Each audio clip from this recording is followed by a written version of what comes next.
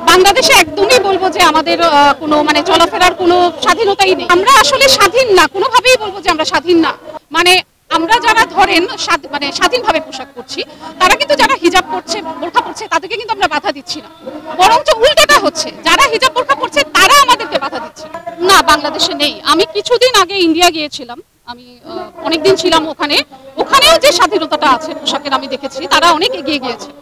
গত 5 থেকে 10 বছরে তারাও অনেক এগিয়ে গিয়েছে। আমি তাদের উদাহরণ দিচ্ছি এই কারণে, তারা আমাদের একদম প্রতিবেশী রাষ্ট্র। এই স্বাধীনতাও আমাদের এখানে নেই। না, তারপর কিছু কিছু ঘটনা তো আপনার ঘটবেই, কিন্তু সেটার কিন্তু ওইরকম স্ট্রংলি প্রোটেস্টও হয়েছে, আমি যেটা বলবো।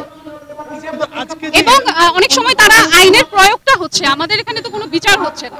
অবশ্যই আমাদের পিছিয়ে যাওয়া, কারণ আসলে আলোচনা কেন, কারণ আমাদের দেয়ালে পিঠ থেকে গিয়েছে, আমি এটা বলবো। কারণ আমরা প্রতিনিয়ত মানে আসলে পোশাক নিয়ে আলোচনা করার কথা না, বা এই যে আমরা আন্দোলনে এসেছি, এই ধরনের আন্দোলন কেন হবে? কারণ আমরা আসলে স্বাধীন না, কোনোভাবেই বলবো যে আমরা স্বাধীন না। আমরা ঘর থেকে বের হতে গেলে দেখা যাচ্ছে আমাদের বাবা মায়েরা চিন্তা করছে, আমরা একটু লেট হলে তারা চিন্তা করছে যে আমরা ঠিকমতো বাসায় পৌঁছাবো কিনা, কি পোশাক পরছি সেটা নিয়েও তারা ভাবছে।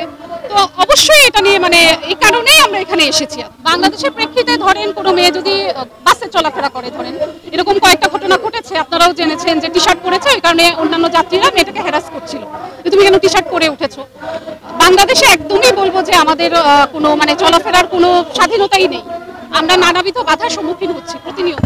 আমি এই কারণেই বলবো, আসলে পোশাকের কারণেই যদি ধর্ষণ হতো বা নির্যাতন হতো, তাহলে ছোট যে শিশু তারা মানে ধর্ষণের শিকার হতো না বা নির্যাতনের শিকার হতো না।